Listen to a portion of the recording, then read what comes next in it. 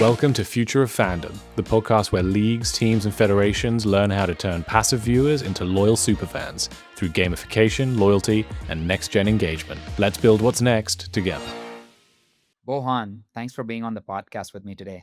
It's good to be here, my friend. We've known each other for a long time, and I know a lot of people that are listening in probably have known about you for a while as well, but it'll be good for them to hear directly from you about your background, what you do, your journey. Yeah, for sure. So I'm Bohan, Chief Commercial Officer at Transmit, where we're reinventing how live and stream content gets monetized. We partner with sports leagues, RSNs, and different streaming platforms to deliver dynamic in-stream ad formats to meet fans where they are in the moment, turning attention into action. My career has been rooted in understanding the intersection between sports, media, and how they and tech intersect, and building what's next. And so, throughout my career, I worked across Microsoft, Twitter, founded a company called Buzzer, and now help drive revenue strategy for the future of live stream. That's awesome. Bo, I appreciate you giving us that background. I mean, obviously, you've been in the industry now for a while. I'd be curious to hear what were some pivotal moments in your career that has brought you to this journey. I mean, obviously, we've talked about your time at Twitter. That's when I first met you, was when you're running media rights at Twitter on the sports side. And then obviously saw the journey from start to finish at Buzzer. Curious to hear, for other budding entrepreneurs and media executives, what were some of the learnings? What were the key moments that stuck out for you? Yeah, I think my central thesis has always been, and the through line has been, how do we unlock value in real time attention, right? So as you mentioned, when I was at Twitter, we saw that phenomena happen in real time, quite literally. And so I know you're a big tennis fan, and let's take the finals of the Roland Garros, right? Yep. Where Alcaraz and Sinner um, had just put up a heroic match, Yeah. and you saw Sinner go through 3 championship points. Yeah. And there are some folks who may have turned off the television, hope Yeah. not, but Yeah. of saying, okay, this match is done, the finals is over. But if not, then you're watching Carlos Alcaraz come back after being down 2 sets. And I still get, just chills thinking about it. But you could imagine the second screen experience on Twitter where that moment is trending, right? And Yeah. so if you're watching the game, amazing. It's a great second screen experience. But if not, and you happen to be on Twitter, then you're going to have this tremendous sense of FOMO of trying to find the nearest TV or sports bar, trying to figure out what subscription it's part of or what channel it's part of. And by the time you figure all that out, sometimes that moment is over. Yeah. Thankfully here it went on for another 2 hours, Yeah. but that is just a lightning in a bottle moment where it inspires me to kind of really think about, okay, people who are tuned in are not going to turn that off, but people who are not, how do you maximize that audience? How you grow that audience using the most marketable moment in a game, live in real time. And Yeah. I think that that is the core of everything that I've done. Yes, consumer behaviors have changed.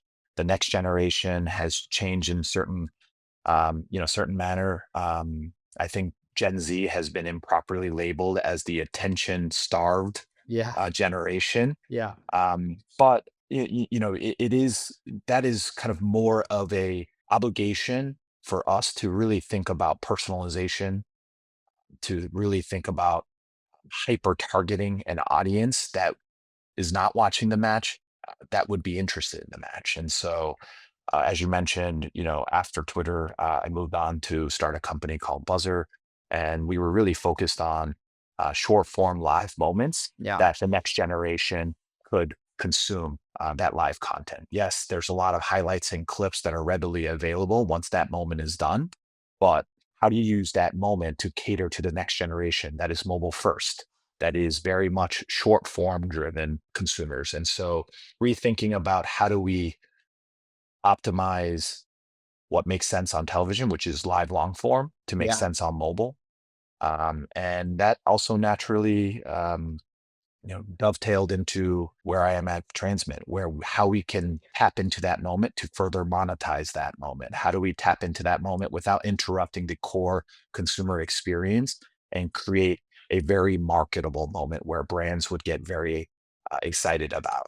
And again, thinking about rethinking the format from linear to mobile, there is the necessity to rethink the marketing or advertising format from linear to streaming, right? And so, how do you not interrupt an exciting experience with an ad pod, but how do you naturally integrate a monetizable experience or a marketable experience for an advertiser that withholds the ideal consumer experience? So, everything that I've done is putting consumer at the core, at the center.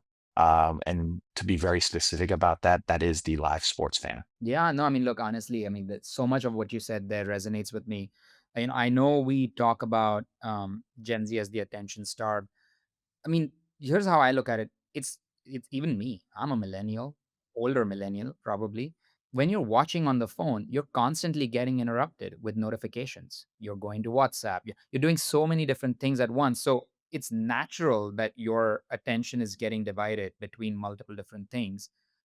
Now, I don't think the Gen Z generation is truly attention stuff. They spend a lot of time in different platforms, like a lot of time on Roblox, on YouTube, where they are not looking for just short form content. If you engage them and you provide them the right kind of experience, they spend a lot of time. It's more it's this to me, the sports experience has to evolve to keep up with it rather than just say, oh, that's a lost cause kind of a situation. Even on and I'd be curious to hear your thoughts and experiences, both buzzer and transmit, on what you saw, because the thesis is sound. Where it comes down to is obviously if I'm watching something on a big screen TV, I'm not getting interrupted. Linear to streaming, it's actually a very similar experience in that sense because you're not switching back and forth between apps on the big screen. But the same user on the phone, you are going to switch back and forth. And so, how do you personalize that? How do you cater to those different formats to a certain extent for the same content? I'm curious what your thoughts are on that. Yeah, I mean, that's a great commentary and question. To put it out right, I don't think Gen Z rejects live sports. They're just hyper selective with time. They want instant access to the moments that matter to them, right? It's very often player first, not league first, right? And when starting Buzzer, we found that fans follow narratives, not broadcasts. They want an alerts for buzzer beaters, not box scores, right?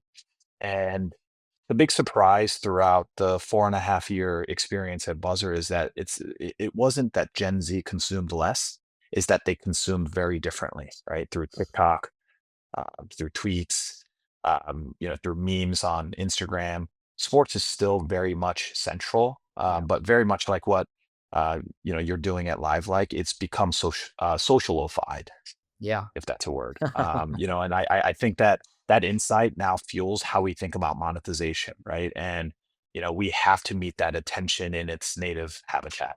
Yeah. A great format for Transmit as a partner is the F1 format.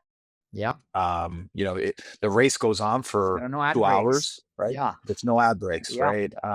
Same thing with football or or American soccer, right? Where you have pregame, halftime, postgame.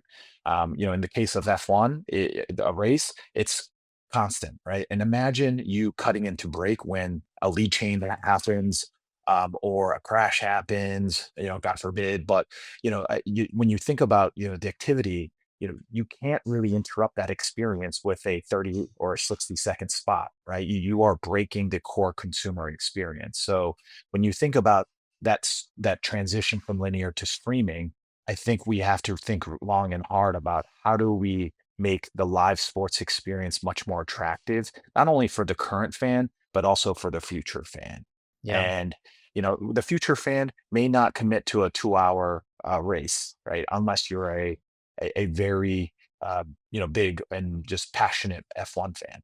But if you're able to use throughout the Yeah. narratives throughout the live race itself, you're able to pull them back in. If they tune out, you pull them back in, right? And so maybe those sessions are 20 sessions, in the 2 hour time frame, as opposed to one session of 2 hours, right? And so again, these are two very different fans to service, but also it's very important to service very different fans in order to grow that sport, but also grow our industry as a whole of how do we preserve value in live sports rights. And when we talk about preserving value, how do you make it future proof so you make live sports relevant in the future?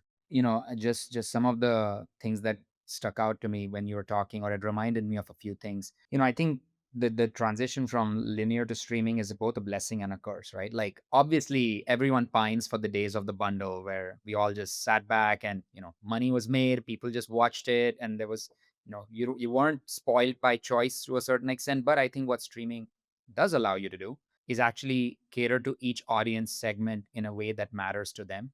I'm a huge Formula One fan. Haven't missed a race in close to 30 years at this point in time. And I wake up anxious about the race. If it's an Mhm. afternoon race in New York, I'm like, my gosh, my morning is ruined, because now I'm just like, Mhm. I wish it was just starting as soon as I woke up. But there are others on Reddit who primarily engage on Reddit through highlights, clips, community content, discussion. And, from my perspective, you need to cater to all different types of fans, right? You can't just expect people to watch it the way everyone's used to watch. And if you think about the future fan, as you're talking about, there are going to be more fans like that than the ones that are just used to watching races for decades in a certain format.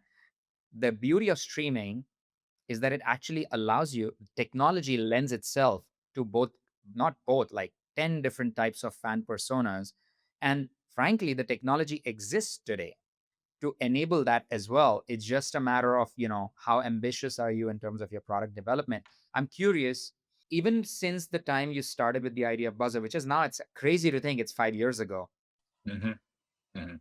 have you seen any noticeable shift even since then? Because you've been talking about the future of media consumption since your time at Twitter. You obviously built a company around that thesis. And now you're on to Transmit, which is sort of catering on the same themes, but in a different format from a monetization standpoint. Have you seen any noticeable shift even since then? I mean, one noticeable shift is Bob Iger coming up on the Disney upfronts and saying that you're going to get more content or more live sports on the ESPN streaming or the Yeah, ESPN flagship than on cable. That's a huge that's shift, right? And momentous. Yeah. so when you're thinking about live sports or media rights in general, there is one very specific driver in driving their current value right now is scarcity, right? The fewer places that you can watch it, the more premium it is. There are some exceptions, like the NFL, where you know they have a ton of surface areas in terms of where you can watch an NFL game, and in a certain point, it gets a little bit confusing. But they've also done a tremendous job of owning Sunday, owning Monday night, owning Sunday night, and they Yeah. have also established owning Thursday night, I mean, right? But and the Christmas every day holiday now, and Christmas, Black Friday. yeah. So NFL is certainly the exception, not the rule. But as you have mentioned, we've left the bundled era of cable and entered an era of unbundled on-demand world, right? Where yet, the ad models have not evolved, right? That's where we come in at Transmit, is that we're building monetization formats that are flexible, that are non-intrusive. It's designed for people of how they actually consume. But taking a step back, when you're looking at the new era of media consumption, what defines this new era are three things: it's control, context, and community, right? Fans are no longer passive viewers, they're active curators. They don't tune in, they summon content through algorithms, through alerts, through, I'm sure you have group chats on, on Sunday with your, boys, watching F1, Yep. right?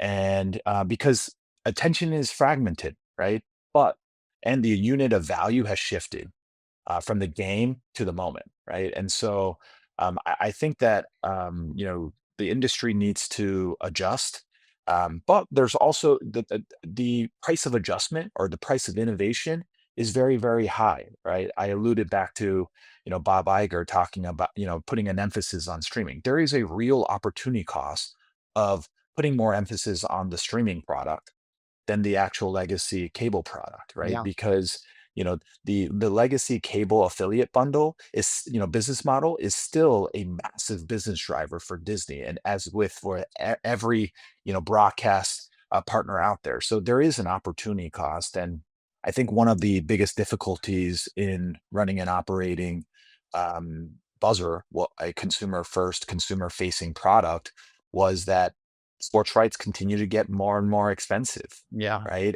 Because they had to upkeep the broader ecosystem, which is very much linear driven, and Yeah. so that definitely took what was one of the considerations of making the difficult decisions to wind down the company. Yeah. But I'm still very much optimistic about the future as different products are out there. It's certainly the industry has shifted from the linear to streaming world. And that's why I'm so excited about the opportunity ahead of us at Transmit, because we have built a streaming first monetization product for the last 8 years and have tremendous amount of learnings that account for that. Speaking about transmit and ad models and also tying into the idea of personalization, obviously with bundle, yes, it was a cash cow. Yes, it was like, high margin, just money, just count the money kind of a situation. But you were making the same amount of money from every single fan, no matter how little or how much they watched. Obviously with LiveLike, we are trying to go into deep into the idea of fan personas and how do you monetize your hardcore fans more.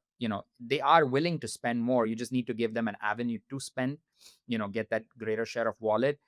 Obviously through transmit and personalized ads. You tell me how you think about it from a business model standpoint, but outside looking in, I'm like, this makes sense. Fans that are watching more, that care more, will get monetized better, and you will be able to make, yes, you might not have as many pre-made bundled homes as part of your cable bundle, but you will be able to make more money from the fans that are true fans or hardcore fans. And you might be able to make more money even from the casual ones, just in different ways, whether it's through affiliate or commerce or now transactional commerce like betting or games and stuff like that.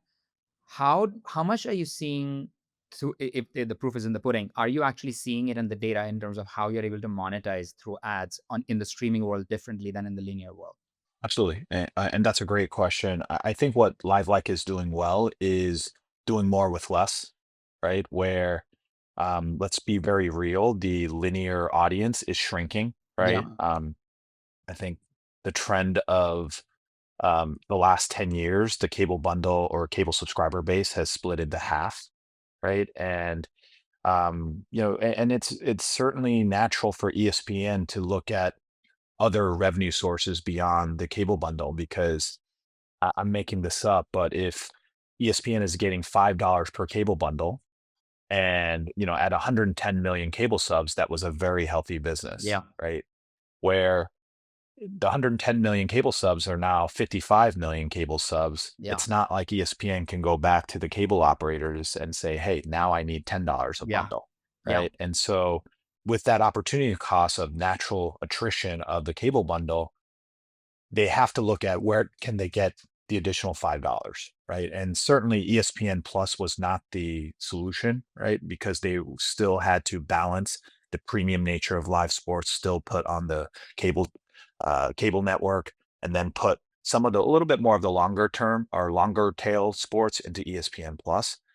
So again, referring to Bob Iger saying, "Hey, ESPN flagship is going to actually have just as much or even more content," is a huge shift. But digital is not just linear repackage, right? You can't just port over a 30-second pre-roll and expect engagement, right? Fans, today are very much algorithm literate. They're ad skeptical and they're multitasking, right? So they will bounce fast, right? If the content isn't seamless, contextual, and relevant, um, they'll just go to the kitchen and grab a drink while commercial ad pods are. So if you're a marketer that you're spending millions of dollars, hundreds of millions of dollars for certain brands into that format, you can understand the brand effectiveness and the ad recall will be lower as time goes because we have conditioned our consumers to behave in a certain way, right? And so the data that we've seen with Transmit has been tremendous. One is just a simple fact of that we create 30 to 40% more ad inventory within a live game or a live match, right? And so we utilize sports data and AI to actually find those moments, whether it be a goal, whether it be a VAR review, whether it be free throws or a home run, those natural breaks where you don't have to see a full screen experience of Aaron Judge rounding the bases. How do we naturally associate a brand like Dunkin' Donuts, with the tagline "America runs on Dunkin'" to run during the time that Aaron Judge is actually running, rounding the bases, or every single walk that you see for a Johnny Walker ad to come out and saying "keep walking," right? It's very Yeah. natural, seamless. It's very relevant, and so I think that the future is in stream and it's non-interruptive. It responds to gameplay. It doesn't break it. So think about the picture in picture during a mound visit, right? A branded overlay. And I think that the innovation in sports tech isn't only about latency or video quality. Of course, that is very, very important. It's about monetization and how do you enhance the moment. And so we have managed to build a two-sided marketplace of course, creating more inventory supply of these monetizable moments. Yeah. But we also have tremendous relationships with, ad agencies as well as brand direct who come directly to us and saying, "Hey, how do we own home runs across the board? Or how do we own every single goal in a soccer match across the board?" And to be able to creatively package, but also horizontally package across multiple soccer properties to say, "Hey, I will give you a goals package across UEFA, across FIFA, across MLS, and so forth." It is something is different, but it's also something that is very refreshing and creative for brands, right? And so I am also, advocating for the fact that official sponsorships are very important for brands to specifically attach their brand name to specific league, whether it be UEFA or FIFA. But also, it's a different type of video buy when we're able to horizontally make available moments across multiple sports, across multiple properties. There are so many gems in everything that you just said. This is giving me ideas of how about the fact that we should be talking a little bit more deeply.